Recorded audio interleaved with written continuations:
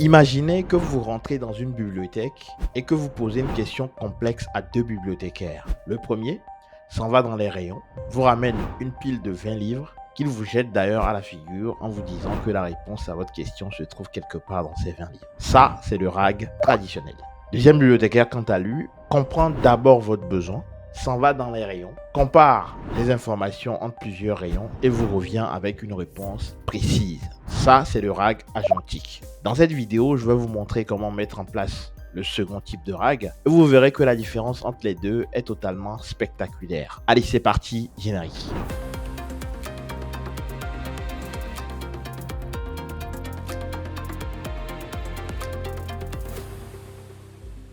Salut à toi, bienvenue sur ma chaîne, moi c'est Espoir Badoun, je suis ingénieur en intelligence artificielle et sur cette chaîne je partage avec toi des stratégies autour de l'intelligence artificielle pour te permettre de te démarquer sur le marché. Tu trouveras également un podcast avec des professionnels qui ont réussi dans le domaine de la data et de l'IA et qui viennent nous partager justement encore ouvert leur expertise afin que toi et moi nous puissions nous en inspirer et bâtir à notre tour. Alors si ces éléments t'intéressent, deux choses à faire. Abonne-toi pour participer à cette aventure collective et active la cloche des notifications pour ne rien manquer de nos contenus édifiants qui apparaîtront chaque semaine sur la chaîne. Si tu es nouveau ici, je profite de l'occasion de te souhaiter la bienvenue parmi nous. Tu trouveras dans la barre de description un petit cadeau, c'est un petit livret en réalité qui se lit très rapidement et qui t'édifie justement sur les réalités de la mise en production, qui est en réalité une compétence très recherchée en 2025 sur le marché de la data et de l'IA. Tu trouveras également des formations qui vont un peu plus loin que les formations qui se trouvent sur la chaîne et qui te permettront justement de pouvoir développer les capacités de mise en production pour pouvoir également devenir un profil très recherché sur le marché. N'hésite donc pas à regarder ce qu'il te faut. Dans la barre de description, tu as toutes les informations. Comme je le disais donc en propos introductif, dans cette vidéo, on va parler de la différence entre le RAG traditionnel et le RAG agentique. Et vous verrez que la différence entre les deux est totalement spectaculaire. Rentrons donc dans le vif du sujet.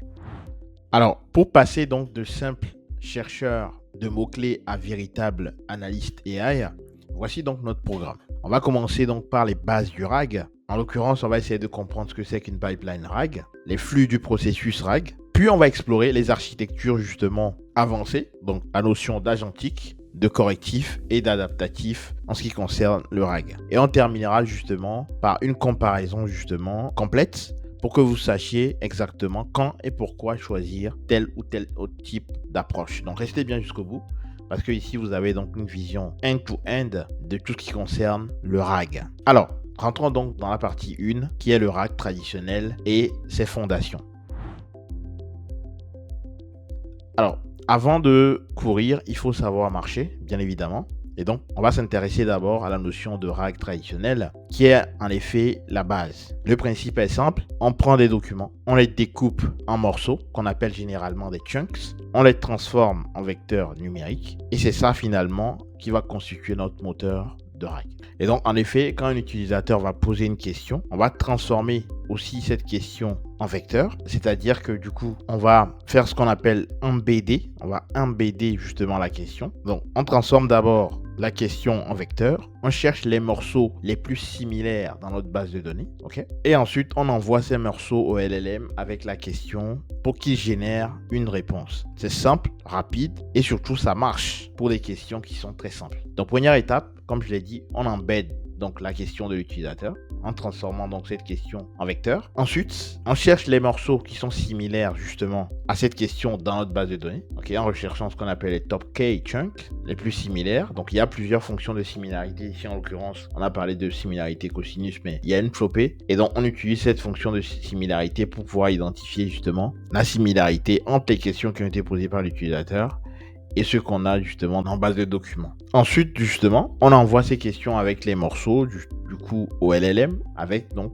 la réponse qui a été récupérée. Et le LLM, lui, va générer une réponse donc basée sur le contexte qu'il a récupéré et les instructions, c'est-à-dire les questions qui ont été posées donc par l'utilisateur. Donc ça, c'est ce qui concerne notamment la récupération de la réponse. Et ça, comme je l'ai dit, ça marche pour des questions qui sont assez simples. Ok, c'est parfait généralement quand on veut, par exemple, créer un bot de FAQ pour chercher justement dans la documentation qui existe. Ça marche très bien et ça a fait ses preuves. Mais maintenant, si vous demandez justement à ce même type de bot de comparer entre deux produits, eh bien, il va avoir des difficultés. C'est là où, justement, notre premier bibliothécaire dont j'ai parlé dans l'introduction s'en va dans les rayons et vous lance à la figure les 20 livres, ok, parce qu'il n'arrive pas à trouver, en fait, une réponse pertinente. Parce qu'il n'y a pas de raisonnement ici. Et ici, c'est juste une récupération de l'information brute. Il n'y a pas de notion de raisonnement. Et donc, le RAG traditionnel ne raisonne pas. Il ne fait que récupérer de l'information qui existe dans votre base initiale.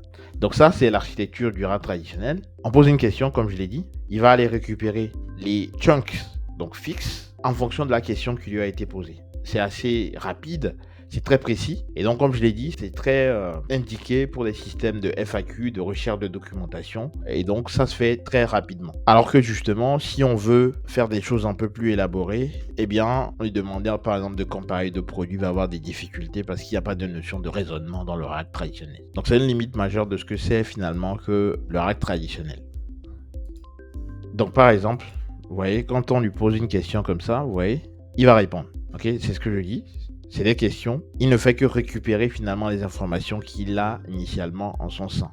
Ok, mais il n'y a pas de notion de raisonnement ici. On va donc, du coup, comme on a vu les limites du RAG traditionnel, introduire donc la notion de RAG agentique qui vient en effet corriger cette approche inexistante dans le RAG traditionnel. La partie 2 donc, la révolution, ce qui a tout changé dans l'approche de type RAG. On va parler donc de RAG agentique.